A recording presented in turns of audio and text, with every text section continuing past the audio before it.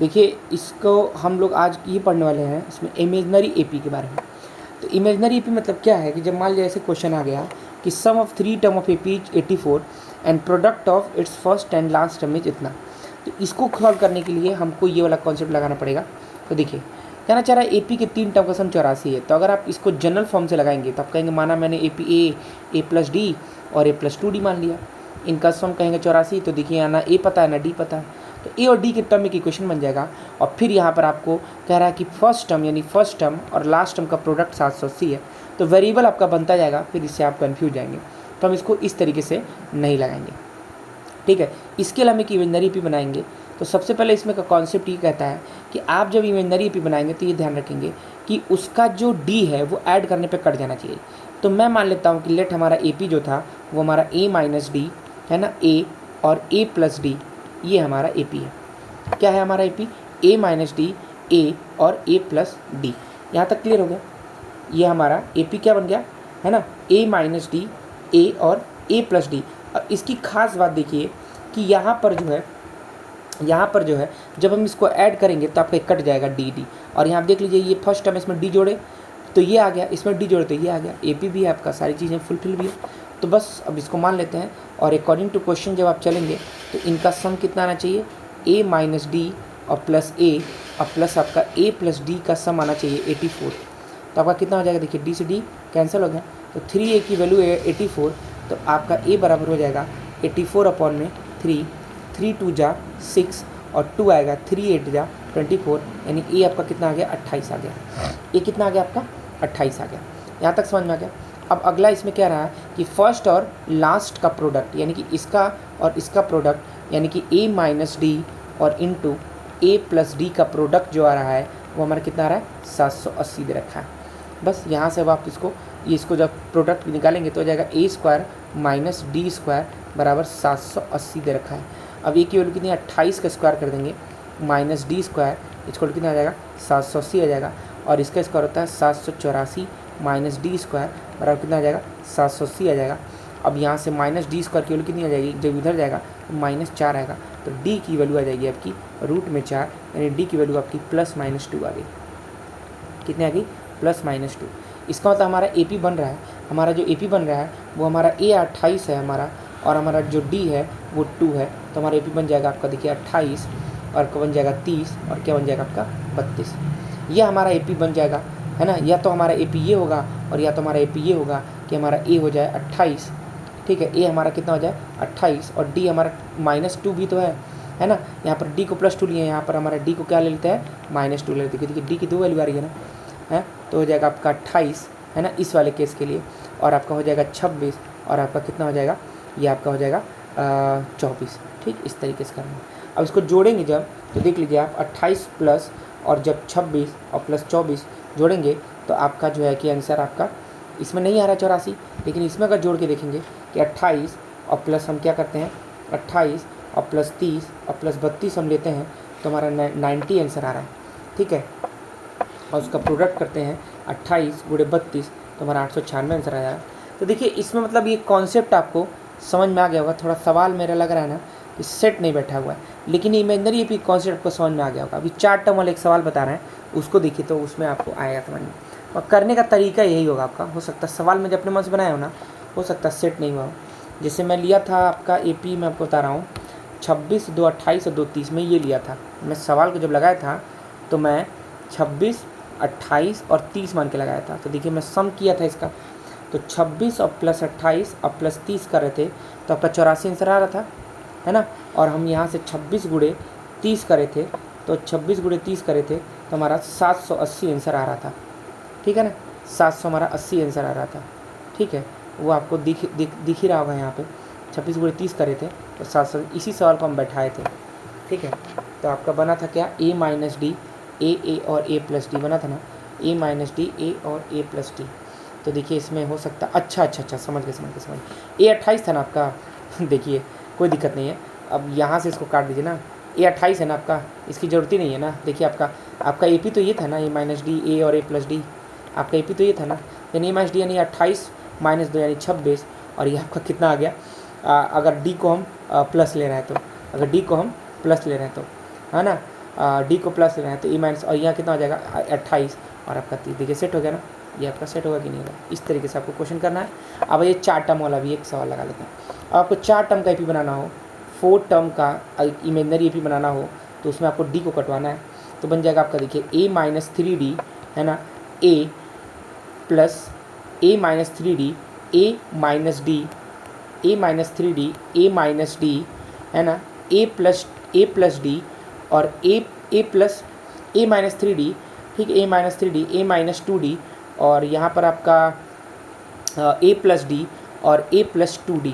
देखिए कट रहा है, नहीं कट रहा है ना, तो इसको हम कह रहे हैं कि आपको इस तरह की बनाना है कि आपका ये कट जाना चाहिए। तो एक काम करते हैं ना, ए माइनस डी हम इसमें ए माइनस डी और इसको ले लेते हैं ए माइनस डी ले लेते हैं। ए माइनस 3d के बाद क्या ले लेते हैं, ए माइनस डी और यहाँ ए प्लस डी और देखिए ए प्लस 3d ले लेते हैं। अब देखिए तो चेक करिए तो जरा, देखिए इसको ऐड करेंगे तो इससे ये कट जाएगा, इससे कट जाएगा। ये पहला टर्म है और इसमें कितने का डिफरेंस है, 2d का। देखिए 2d जोड़े तो ये आ गया, 2d जोड़े तो ये आ गया और 2d जोड़े तो ये आ गया। अब क्वेश्चन इस पर ये बन जाएगा कि भैया 4 टर्म का सम दे देगा। इस आइए चलिए सेट ही कर देते हैं, है ना। क्या देगा, 4 टर्म का सम है। मान लेते हैं कि आपका एपी हम एक बना लेते हैं अपने मन से, हम आपका एपी एक बना लेते हैं अपने मन से, ठीक है। हम आपका एपी जो है अपने मन से बना लेते हैं। कि 1 मिनट, एपी बना रहे हैं।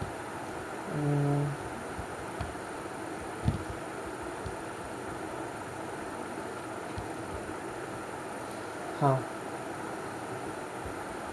क्या देगा कि 4 टर्म का सम, क्या देगा कि क्वेश्चन, देखिए क्वेश्चन बन गया आपका कि sum of 4 term of AP, sum of 4 term of AP, sum of 4 term of AP is 140 and product of its extreme term and product and ratio, मान लीजिए and ratio of product of its extreme term and mean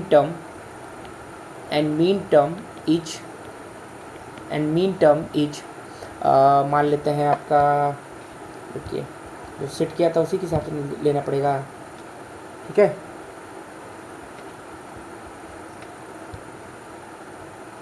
देखिए is ratio आपका मान लेते हैं, कुछ भी दे देगा। अब देखिए इसमें ये समझने वाली बात है कि प्रोडक्ट ऑफ, इधर है ना एक्सट्रीम टर्म क्या है सर, एक्सट्रीम टर्म ने इनका गुणा और इनका गुणा मीन टर्म, इसको कहते हैं मीन टर्म, इसको क्या कहते हैं मीन टर्म, इसको क्या कहते हैं एक्सट्रीम टर्म, इसको एक्सट्रीम टर्म कहते हैं, इसको मीन टर्म कहते हैं। इनके गुणे का रेशियो दे दिया आपको। अब गुणे का रेशियो मान लेते हैं आपका, मुझे एक बार मुझे चेक करने दीजिए। मान लीजिए दे दिया इज 1216 है ना, 1216 product of its extreme term, यानी 1216 और अपॉन में आपका दे दिया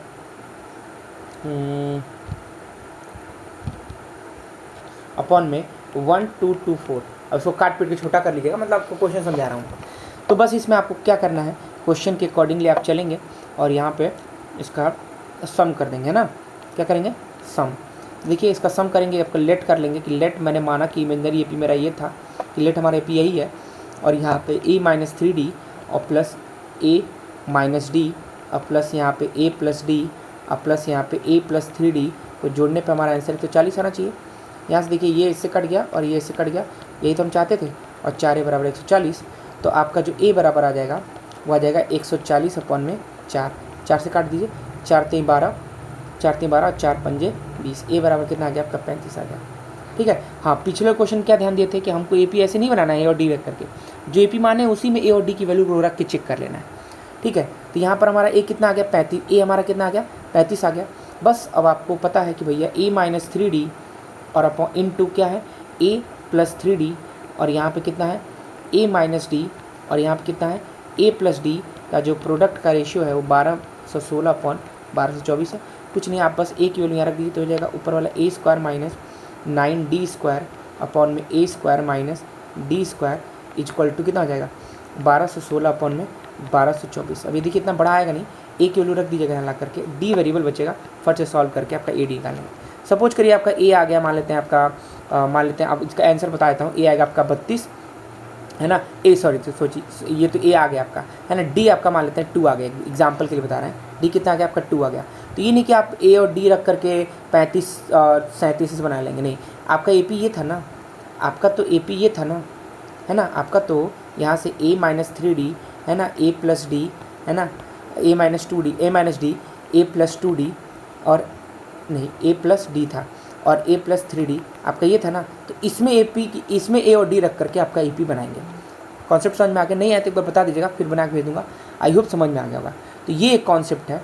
और दूसरा आपका कॉन्सेप्ट क्या है, मीन ऑफ ए पी देखना है। क्या देखना है हमको? Mean of A P. Mean of A P में देखिए क्या देखना है, मीन ऑफ ए पी में ये देखना है कि अगर कोई ए पी है, मान लेते हैं हमारे पास ए पी आपका है 10, 16 है ना और 22 या इस तरीके से 28, कोई भी ए पी मान लेते हैं। तो ये ध्यान रखिएगा, इसमें पहले और तीसरे का जो सम का जो एवरेज होगा, यानी 10 प्लस 22 बटा जो 2 होगा वो हमेशा 16 ही आएगा, मतलब बीच वाला टर्म आएगा। इसका मतलब कि अगर हम एग्जाम्पल के लिए कह दें कि हमारे पास ए बी और सी अगर हमारे पास ए पी है, अगर हम ए बी सी हमारे पास ए पी है, तो a प्लस सी अपॉन 2 करेंगे तो हमेशा b आपको आंसर मिलेगा। ठीक, आप देख सकते हैं 22 ये जगह 32 बटा 2 16 आ रहा है।